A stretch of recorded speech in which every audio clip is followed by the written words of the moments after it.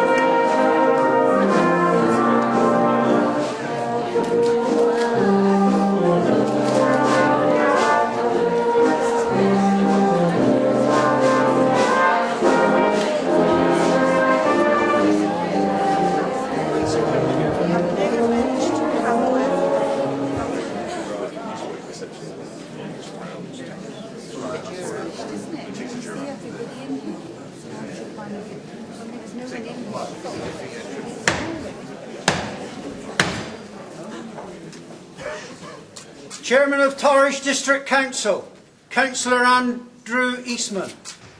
Member of Parliament for Torridge and West Devon, Mr Geoffrey Cox QC. Distinguished guests, ladies and gentlemen, please be upstanding to receive the Mayor and Mayoress of Bideford and the Civic Party. Thank you.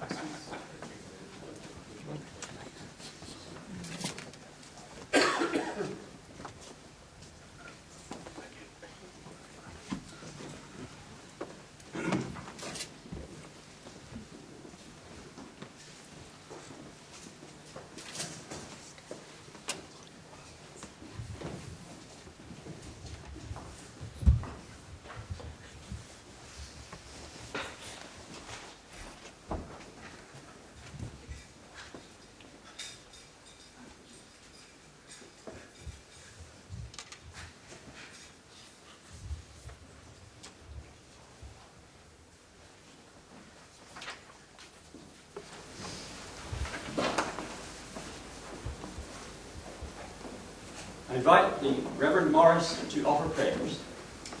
Let us pray. Loving God, we thank you for this day, for this chance to come together in this ancient ceremony. We thank you for your town of Bideford and its people. We thank you for the tasks to which you have called us in its service, in the service of its people.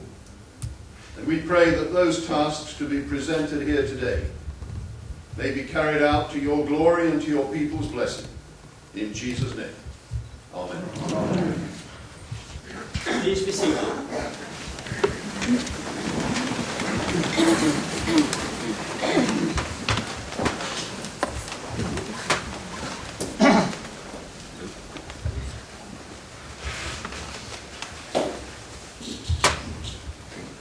It is my pleasure to welcome Chairman of Torridge District Council, Councillor Andrew Eastman, and his wife, Mrs Valerie Eastman. The Member of Parliament for Torridge and West Devon, Mr Geoffrey Cox, QC. Mayor and Mayoress of Barnstable, Councillor Ian Room and Mrs Linda Lewis. The Mayor and Mayoress of Great Torrington, Councillor Richard and Mrs Helen Rumbold. We do indeed welcome you from Torrington and Great Torrington and Barnstable especially, as being very loyal to us at Bideford this day. We thank you. And last but certainly not least, a big welcome to our speaker today. Henry, but better known to all Bidefordians as Harry Juniper, a household name for Bideford, for our country, and for the world. He is internationally famous. He has produced objects of grandeur for royalty and all such people throughout the world. We have a strong affinity, Harry and myself. We go back a long way to our childhood, when indeed we both went to the same school, Great Torrington Secondary Modern.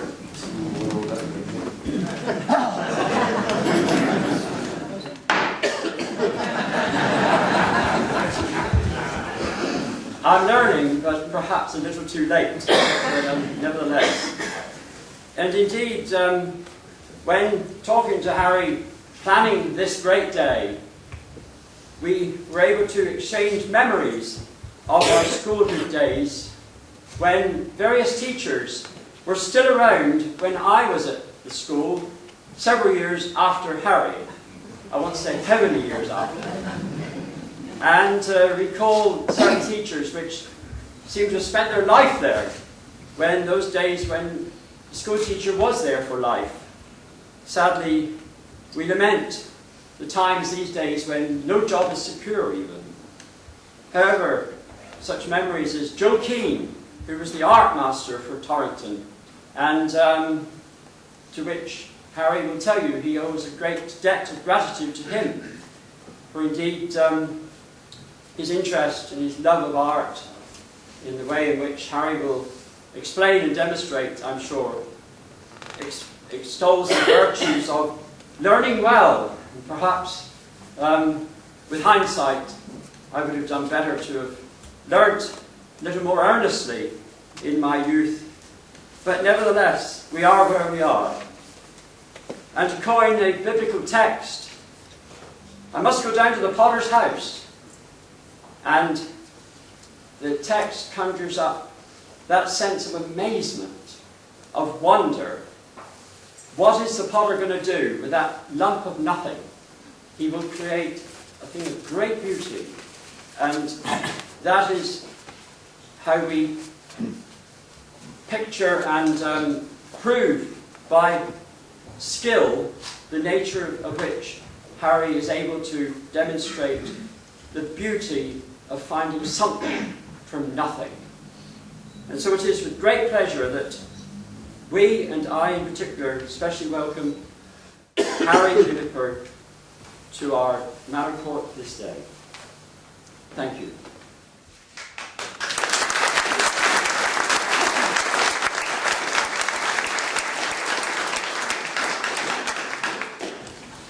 Manor Steward.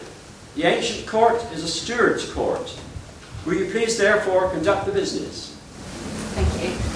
Before I conduct my duties, I would just like to point out that the fire exits are either side of me, to the right and the left.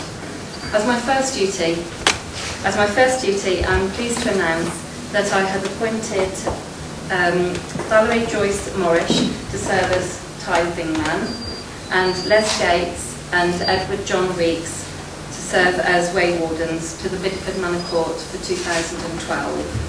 I'm obliged to this lady and to these gentlemen for undertaking the duties associated with this office. Thank you. I will now swear the tithing man in her duties.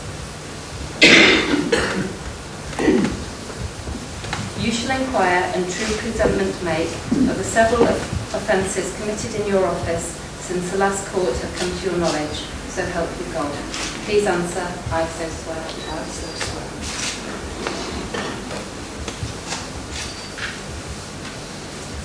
I now request the tithing man to call for attendance. All persons that do owe suit and service to this Manor Court of Torres District Council, acting through Bideford Town Council and Councillors of Bideford, now be holden in and give attention and draw near. I will now read the notice convening the meeting of the court. Notice is hereby given that Bideford Manor Court will be held on Saturday the 17th of March 2012 at 10:30 in the forenoon within the Town Hall Bideford.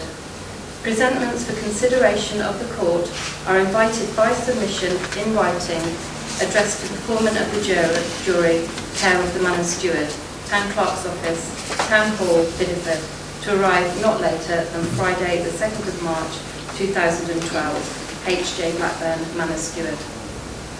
I now call over the names of the jury who have been empanelled to serve at this court.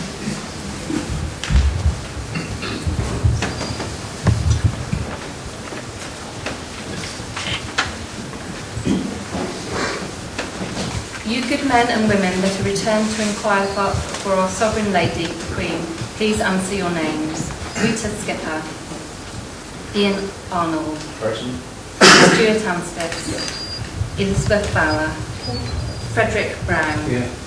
Jennifer Garnsey, David Glahome, Yes. Colin Matthews, Alexandra Ravish, Yes. Sandra Raymond, Yes. Kevin Rees, Present. Althea Tussell. Will the foreman of the jury now please stand? Rita Skipper, you as foreman of the jury shall inquire and true presentment make of all such things as shall be given in your charge. The Queen's Counsel, your own, and your fellows you shall well and truly keep. You shall present nothing out of malice or hatred, nor shall you conceal anything out of love, fear, or affection. But in all things you shall well and truly present, as the same shall come to your knowledge, so help you God. Please answer, I so swear. I so swear. Stuart Hansford, Ian Arnold, Frederick Brown, Elizabeth Bauer, please stand.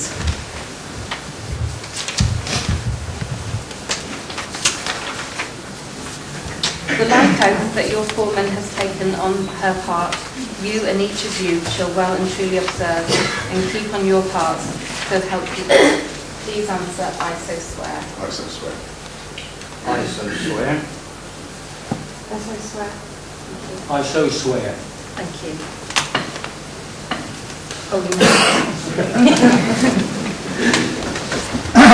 Jennifer Garnsey, David Glahome, Colin Matthews, Alexandra Ravish. The like oath that your foremen and your fellows have taken on their parts, you and each of you shall well and truly observe and keep on your parts, so help you God. Please answer, I so swear. I so swear. I so swear. Thank you. I so swear. Thank you. I so swear. Thank you. Sandra Raymond, Kevin Rees, Alethea Tattersall. The like, thank you, please stand. The like oath that your foremen and your fellows have taken on their parts, you and each of you shall well and truly observe and keep on your parts, so help you God. Please answer, I so swear. I so swear. Thank you. I so swear. Thank you.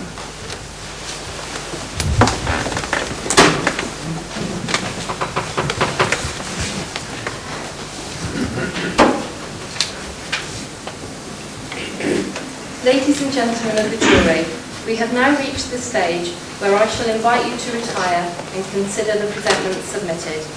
Should you wish to change, delete, or join together any of the presentments, it is your right to do so. I would like to take this opportunity of expressing publicly the appreciation of the Town Council and that of my own as Manor Steward to each one of you for agreeing to serve on the jury today, and thus assisting in the function of this ancient court. When such a custom as this court is preserved, it is important that it has the approval of the townspeople which it serves.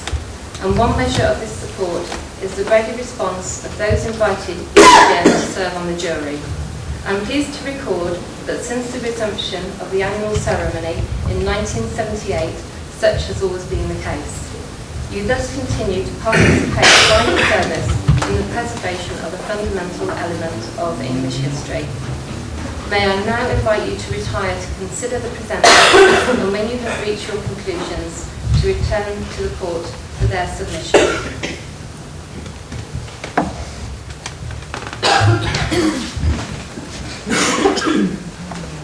Will the jury follow me, please?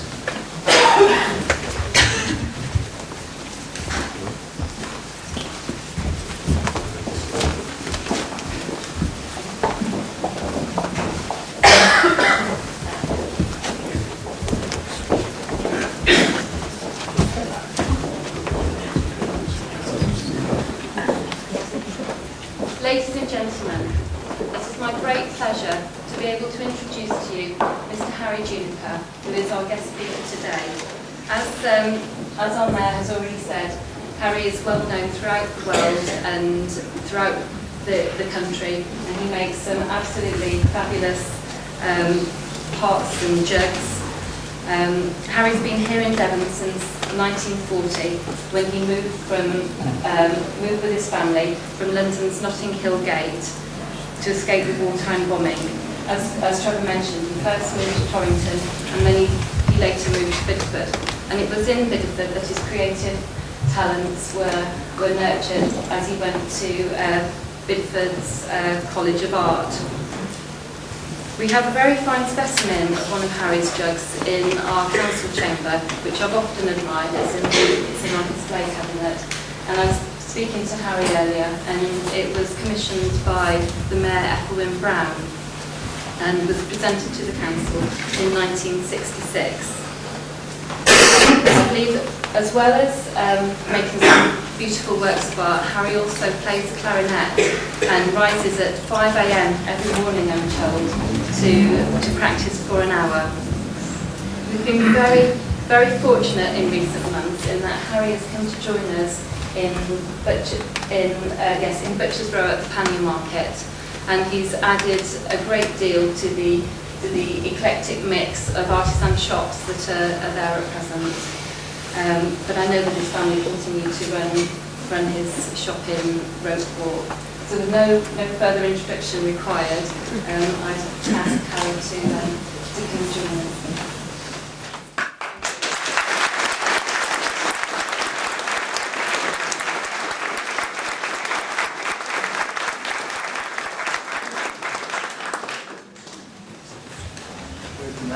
All this new technology is terrifying me. It's a daunting experience.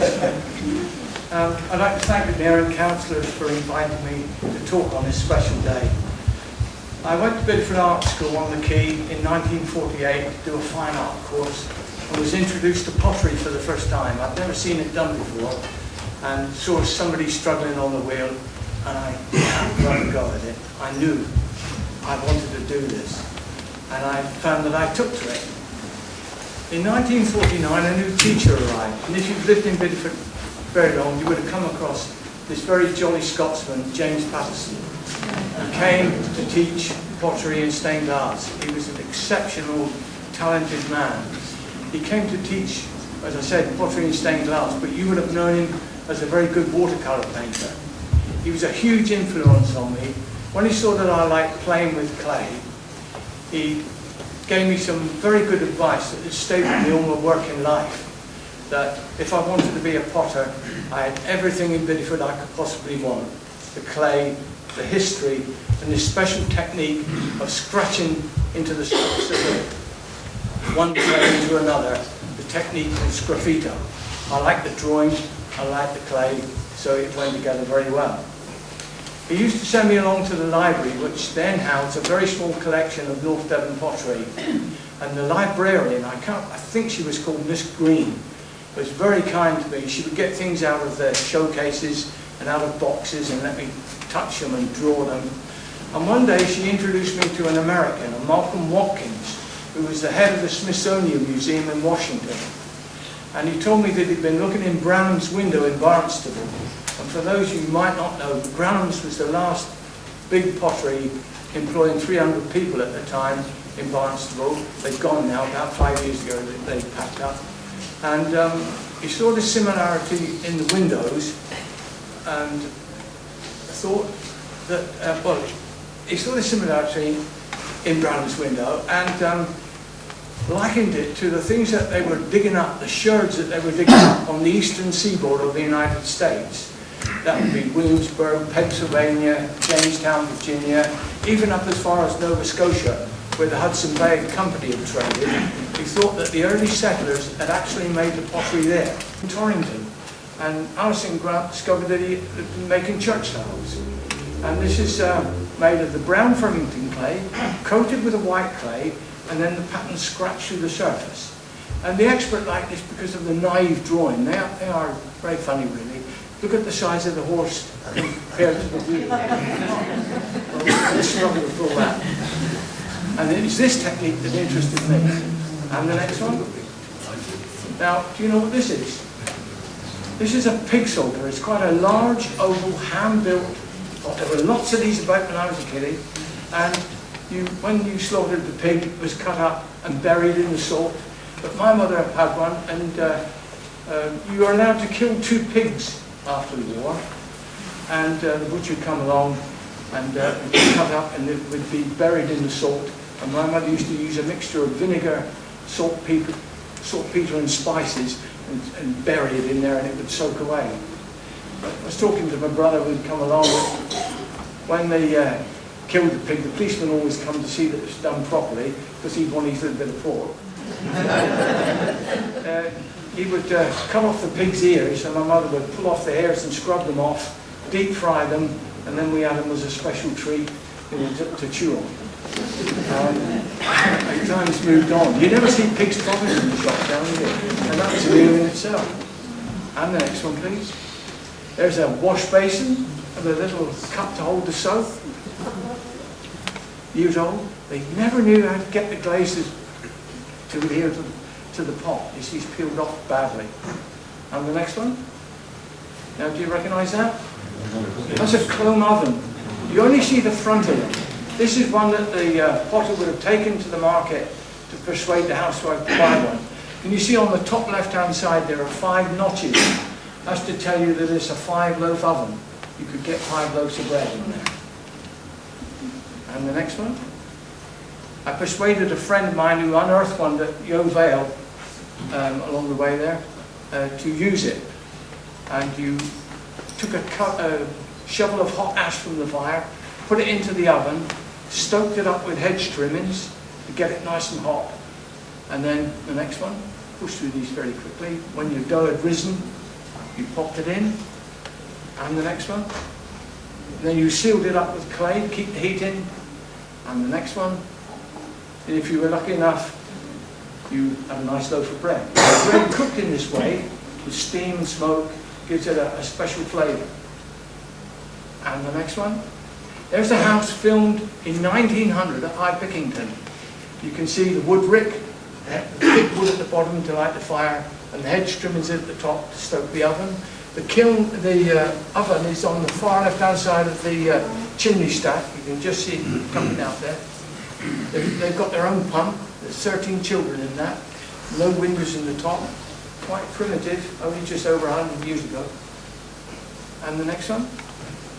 Now, what's this? Any ideas? It's a urinal. I had a doctor, I was teaching, taking evening classes, adult evening classes in 1960 at the art school, and I had a doctor coming to do some pottery, and he told me, he knew I was interested in chrome ovens, and he told me of one of his patients living at Broadwood, Kelly, who was still using an oven. He said, you must go and see her. She's a very special lady. She's 90 years old. She's educated. She comes from London. She'd been to the Slade School of Art and come down to North Devon to paint and to work. She used to go around collecting wool from the hedgerows and wash it, spin it and dye it. So when you get there, she's using a chrome oven still. That's what he wanted me to see. So when you get there, she'll ask you to do something very unusual, but do the best when you get there. So off I went on my motorbike. Knocked on the founder's house, eventually knocked on the door, and then she said, oh yes, you're the potter, come in. Would you mind going in there and pissing in there? I duly obliged. I was very puzzled. I don't know how the ladies managed. I knew how I managed.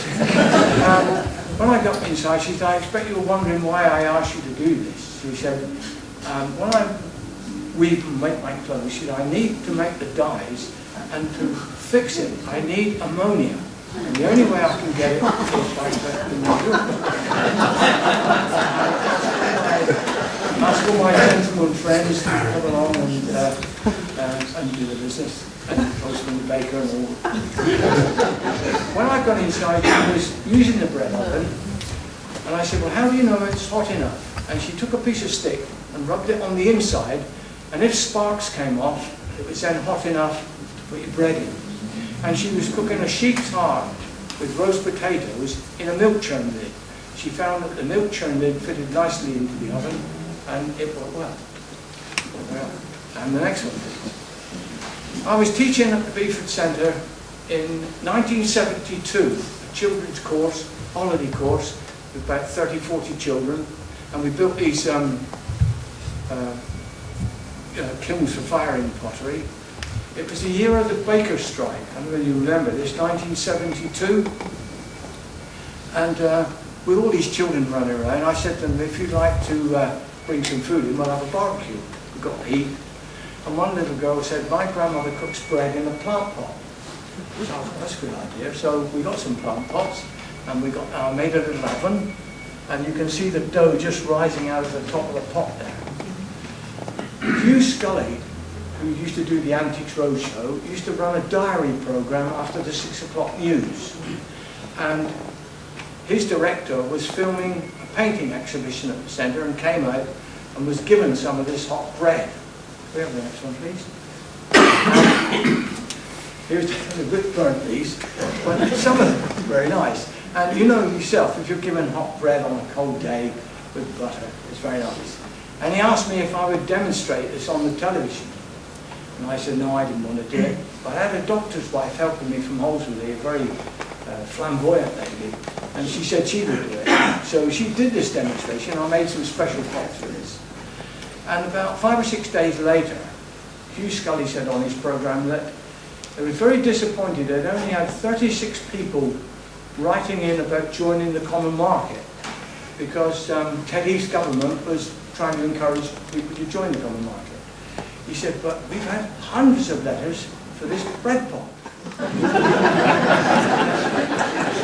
About 5 days later, the postman turns up at my house and said, is it your birthday? I said, no, why? He said, look what I've got. You've got 5,000 letters for these blessed, for these bread pots. Well, it didn't stop there. Rank Hovis McDougal, beknown to me, had bought one of these and done all the logo and publicity for this. Took me out to Woodford Bridge for a meal. Halfway through the meal, and this is before calculators, takes out a notebook and starts doing some sums. And he said, well, we'd like to give them away on tokens on bags of flour.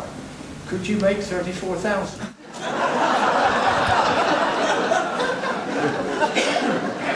I was using a treadle wheel. No, he said, you'll make a fortune. I said, no, I'm the next possible. It was these jugs that interested me. This is the one in the Burton Gallery. It's been broken and badly repaired. But I've made hundreds of these, and this one has always puzzled me because the lettering on it, the Roman capitals, are exceptionally well done. They're well spaced, very sharp serifs, laid out very nicely. So I think a tombstone cutter must have decorated that. I'm sure they used to let other people decorate them because the drawing is dreadful. Tiny little hands, large head, you know, complete out of proportion. But the lettering is good. And the next one? This is this splendid one in Barnstable Museum. This really is a big one. And it's got the Royal Coat of Arms. And they really dug into it. Really, they enjoyed decorating that one. Really scored into it. And the next one? There's a close-up of it. I work much finer than that. But I wish I could do it like that. And the next one. This one I made for Burt Waldron. Burt Waldron was the champion town choir of England. When he came back after winning the competition just after the war, the town band, Mayor and Corporation, went down to Torrington Station to meet him and carried him shoulder high up the hill. He was the champion. And I thought, well, I must make a plate. So I made this plate in a different technique. It's rather like icing a cake where you literally pour the clay onto it. I also made him a jug which the town council bought and presented to him, of which he was really pleased. And I got a photograph of myself decorating it. There was a photograph of him in the paper. And all these little things I've kept because they help sort of, you know, build up your reputation. And the next one. This one, having lived in Torrington, I've celebrated all the things that the Cavaliers have done. This is the pot after its first firing. And this is for the world record for putting live ferrets in the trousers. All the outrageous things that they do, all the bonfires, I've celebrated all of them, and they're good fun. And this is held by Terry Davey of Winkley in 36 minutes. Nothing happened. And the next one, please. This one was a very important jug for me. I made this for Margaret Durant. I expect you remember her. She was, I always describe her as a large lady, not physically large, but big in Bideford. She was Bideford. They're very rare, these people. Every town has one. When she retired, she was headmistress of the local primary school. She was, I believe, with her sister Mayor and Mayoress, I don't know which way round, and they had a haberdashery business where the drugstore is and the cancer shop was. One of these fabulous shops where you put your money into a wooden capsule and shove around a series of tracks to the cashier, who opened it up, put your change in and shot it back down again. Now, imagine that today. People would go there just to spend their money. What have we got in this place? On the other corner was Holman and Hams, a superb chemist shop with large bottles of coloured water inside, mahogany shelves with gold lettering. Fabulous. What have you got? Charlie's Chicken Block. Well, when she retired, they asked her what she would want. The children collected for her, and she wanted one of my jugs. Wow, that was wonderful. And she brought her children out to my workshop at Monkley at the time, and they played with clay and had to go on the wheel, and then I eventually made the jug, and she told me what she wanted on it. She wanted the school. I thought it was going to be one of these nice Victorian buildings with Gothic windows. It's one of these concrete lamps, as I call them, most unattractive. And she wanted children. Oh, that's good. Pressing on button. Hooray. She wanted children play, and on the other side is the Bideford coat of arms, because she was mayor. She could have one. And she didn't know what to put on the other side. And she said she would think about it. So a couple of days later, she rang me up. We have the next one, please. She remembered when she was a young school teacher that she took some of her old... Hello, here we go. So please wait. Please wait. You don't have to wait. I can't tell you a joke. I thought about this, but I haven't got any. Please wait.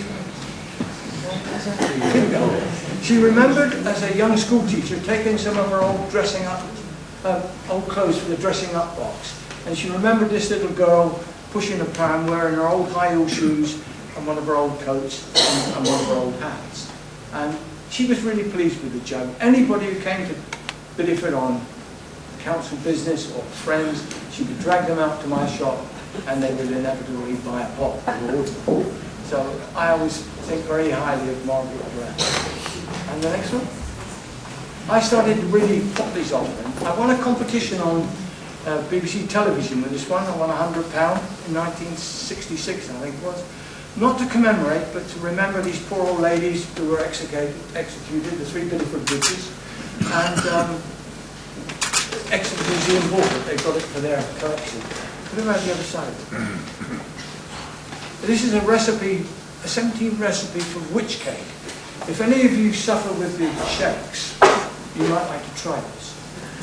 You take, it's to cure aid you, the shake. You take a cake of barley meal, mix it with children's water, bake it, feed it to the dog. If the dog shakes, you will be cured.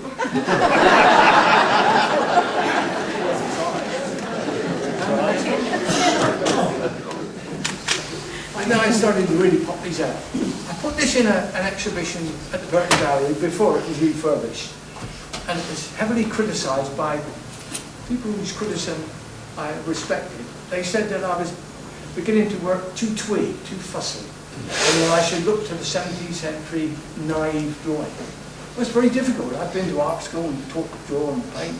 And that was right. But I said to Jim Patterson, who had taught me, I said, you know, he said, we'll try and develop a simpler style. But in later years, I've gone back to doing this again because it pleases me. This one went to America. And the next one. This is a 21st birthday jug. Here's the key of the door with 21 on. It's for somebody Johnson, Derek Maunder. I think that's Kelly College badge there. They've got a prize bull on the right hand side, and they breed Friesian cows, and he rode a scramble motorcycle. So a little celebration of his 21st birthday. And the next one. This is a posset pot. This won a prize at Dorchester Museum, the same competition they used to run yearly. This is a posset pot. There's quite a nice one in the Burton Gallery, but there's a splendid one made in Bideford in Exeter. It's quite a large pot. It's about this size. It's got a lid, and as you can see, it's got a spout. It's got 4 spouts and 4 handles. You put it on the floor. You half fill it with cider. You put cinnamon and allspice, and then you get milk straight from the cow after it's calved, called beasting, which is, I believe, sometimes treated with blood. It's very thick. You pour it from a height. You mull it with a hot poker, which splits the mixture. Put the lid on, and you pass it around, sucking out the liquid from the bottom, and then you spoon out this revolting mixture. And it's horrible. I don't think they had much sugar in those days, and if they had a bit of honey to put in there, but I try all these things out, so I know what I'm talking about. And it's dreadful. Next one. This was a commission. I think it was to celebrate the Queen's silverware. Heraldry lends itself very nicely to this technique. It sits well on these full-bellied jugs. And the next one. And there's the other side. This is who it was made from. And the next one. This one is another one. This was to celebrate the Queen's golden wedding. As I understand it, the council built this bottle kiln beside the Burton Gallery. Is that right? And this was in one of the first firings. Now, pots fired in these wood kilns are much richer. I use electric kilns because I want the drawing to come out. If they want their portrait of their dog or their house, they want it to look like it, and they don't want it all sort of blistered and sort of smoky. But the effect is very rich. It oxidizes the metal pigments in the, and it gives it a glow. And that was for the Queen's Golden Suit, of course, the Iceland Diamond. And the next one. But this one was for a girl who lived in Bideford. I don't think they were a Bideford family. Her grandfather was beefeater, and he was in the Tower of London. And because of that, she was allowed to get married in the Chapel Royal. So I did her grandfather in his regalia with a raven on the other side of Beaver's chopping block. Something like that. And the next one. This is for Eric Mercer, the Bishop of Exeter. I think he's died because this one came up for sale at Sotheby's a while ago. This was a commission from the Mothers Union, and there's a picture of Exeter Cathedral on the front. And the next one. He's a king salmon fisher, and I think that's his diocesan badge, or whatever it is. And again, judge as a presentation piece. And the next one. Probably the most popular thing I do now, golden wedding and silver wedding plates. When people reach that age, golden wedding, 50 years, they've got everything, and they want to get rid of it and get it into the charity shops and garbage sales. But to give them something that's personalised, it's the baby at the top of the tree, you see, and it's for Winifred and William Green. The surname was Green, so I did it as a green tree, or oak tree, with the names in the aprons. And the next one. Another 21st birthday. This young lady was born and christened in Cirencester, in the Cirencester Church. She played the guitar. There's the key for her 21st birthday. And the next one. She became a translator and worked in this French palace. There's a little picture of Barnstable. And she liked walking on Exmoor. So again, a little story of her life. And the next one. I used to make, when the children and grandchildren were small, make little Easter eggs for them and fill them up with chocolates. Too old now for that. And the next one. I make these little Toby jugs. I make they're not made like the proper Toby jugs. They're made in a mould and produced in Here I throw a little pot on the wheel and do this simple modelling on it. And the next one, there's a butcher for his 40th birthday, his string of sausages and his chopper. And the next one, Dad's Army. I like to do things that please me when I get time, which is very rare. I like doing this sort of thing. And the next one, the Beatles. And the next one. Oh, this one was a couple of years ago now to celebrate the anniversary of Trafalgar. There's Nelson, Cheeky Mermaid, Compass Rose. And on the front, the next one, is the Victory. And this was bought by the Admiral of Dartmouth Training College, and I understand sits just inside the door. And the next one, and there it is, England expects. And the next one coming towards the end now. Here we are. That's my family tree. Now this is slightly white. When I make the trees to put on the pots, if I put the brown clay from Flemington into the mixture, it gives off this honey colour. If I put the white clay that they ship away on the Kia, if I put that in, it becomes this pearly white. Then I can, with metal pigments, mix up colours, and so I can put a little bit of colour. And the next one, and I think that's the end. Now, I heard a program on the wireless recently where Terry Wogan was saying, if you give a talk, you should leave your audience with a smile on their face. Well, I've thought about this, and I can't. I can tell you a rather sad story. I don't want to leave you in tears. I told you early on that my father owned the leper strips. He died 34 years ago, and it's very sad. We're a small family, and I told the undertaker to sprinkle the ashes on the roses in the crematorium. Well, about 3 years ago, he rang up, undertaker from Torrington, and said, "We're having a clear out. What would you like us to do with your father's ashes?" They came back to us in a very nice tin. Now, saw my brother, what should we do? So I made a pot with a lid, and I put his name and date, that he owned the field, he kept pigs and chickens, and we went down there. We didn't ask permission. It had poured the rain all day. The top 4 inches was absolutely sodden. When we got down underneath that, it was bone dry. Put him in, covered it over. Now that will stay like that. As long as it doesn't get wet or frosty, it will stay like that for 1,000 years. Now if they dig him up, and they will with all the technology they got today, it's nicer than finding a pile of old bones that you've got a carbon date. Here it says who it is. So if you're thinking of leaving this mortal coil, come and see me.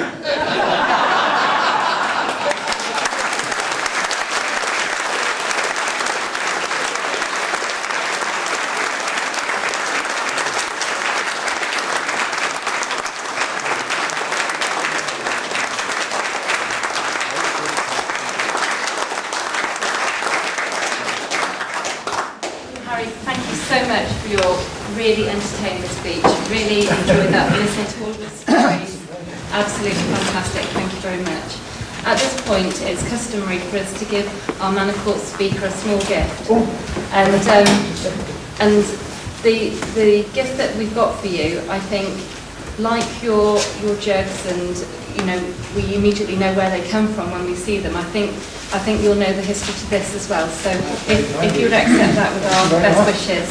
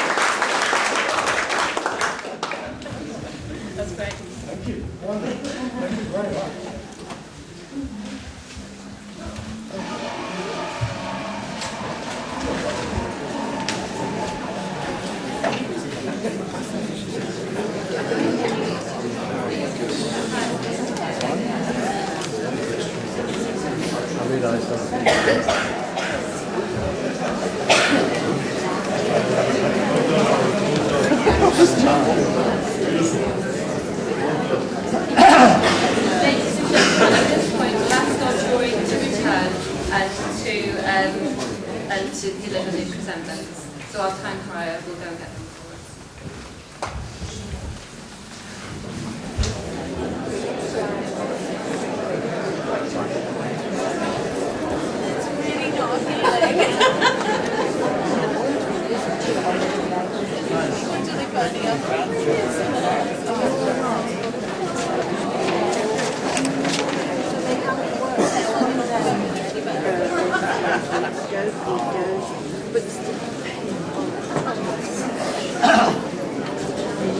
Nearly have nowhere to go.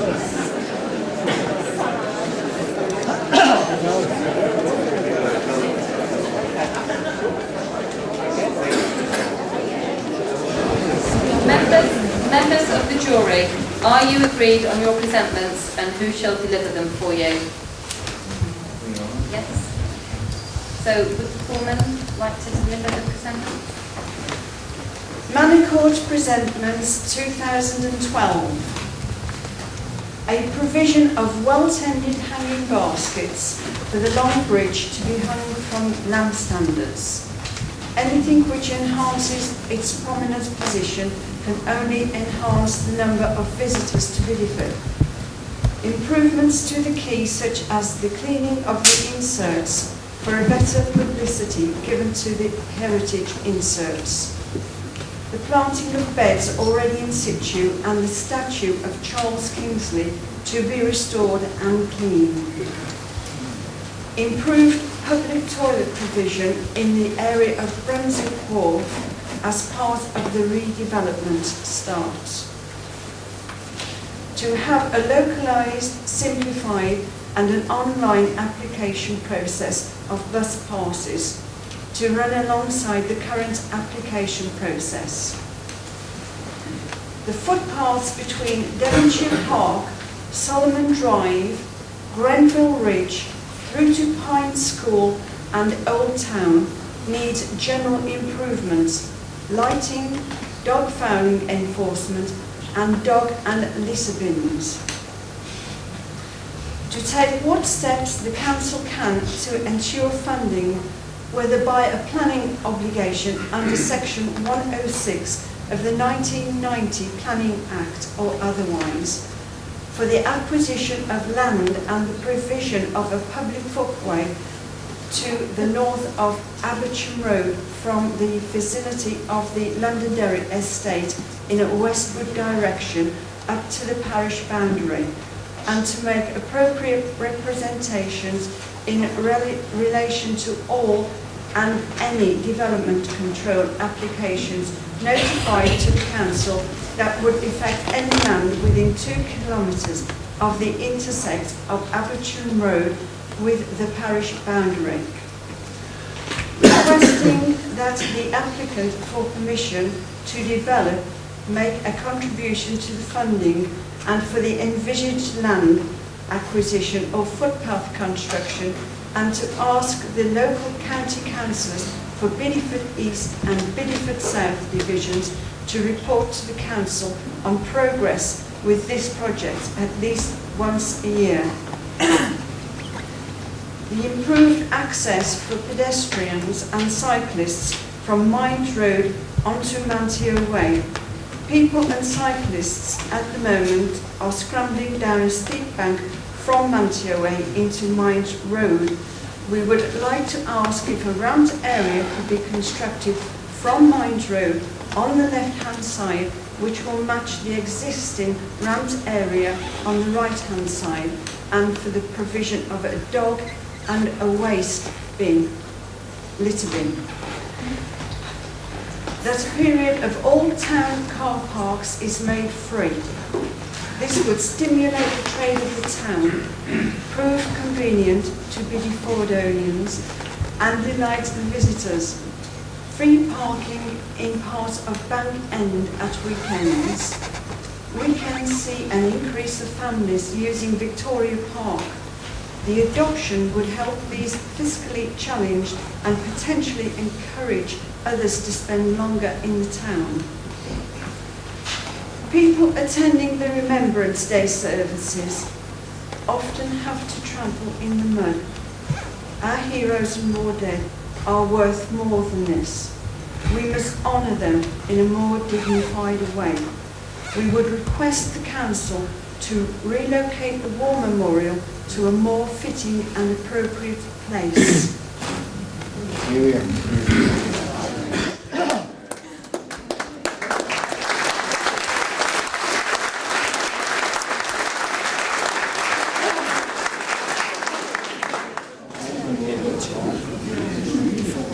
Councillors, acting for the Lords of the Manor, would you please raise your hands and say aye if you approve of the submissions which have been presented?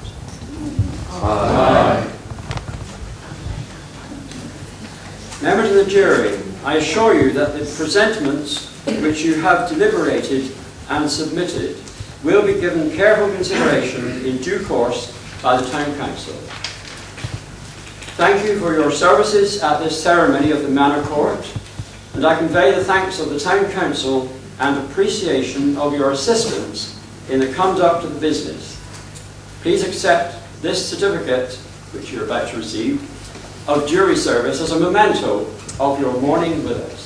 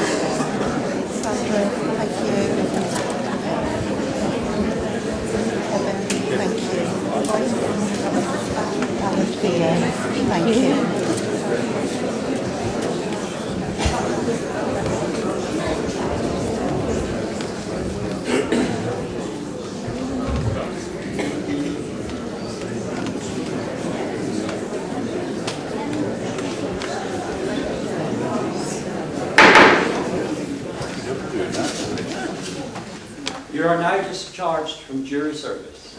We thank you. And I also would like to thank, if I may, Madam Town Clerk, grateful thanks to the band for coming this morning once again and doing us well. Thank you so much. Hear, hear. Here, here. Hear, hear.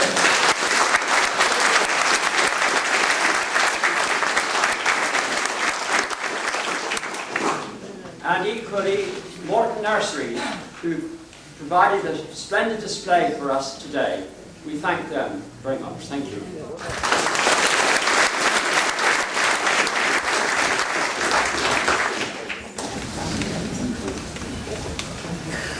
I'd also like to thank the caretakers who've done such a good job for us today, and also Richard and Claire, who've been instrumental in organising this, and they've done a really good job as well. So.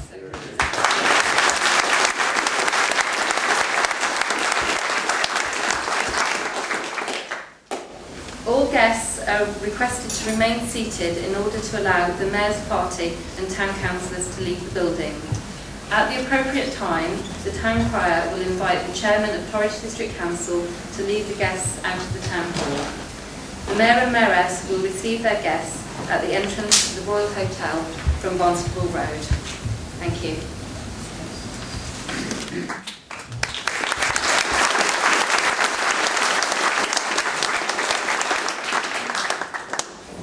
Ladies and gentlemen, God save the Queen.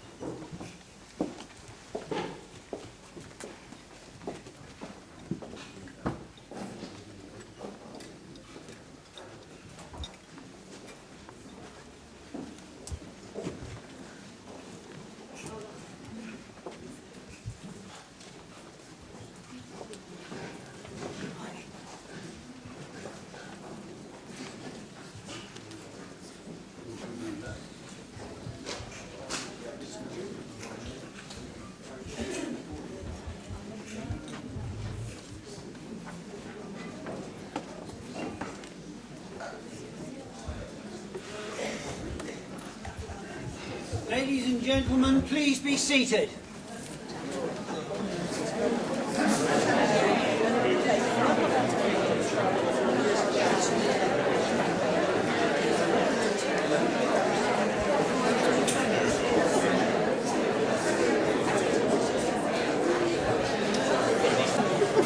Apart from the slip on Bideford, you did fine.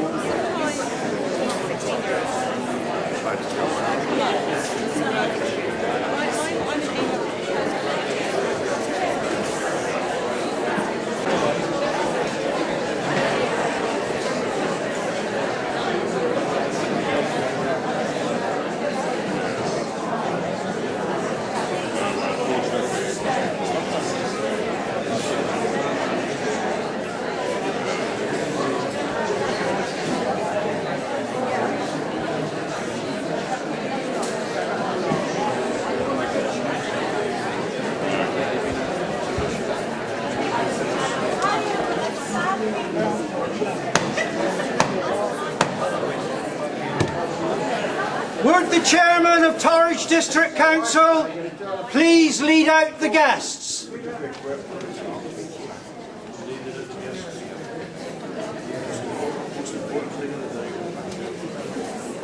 reception is at the Royal in the Barnstable Street entrance.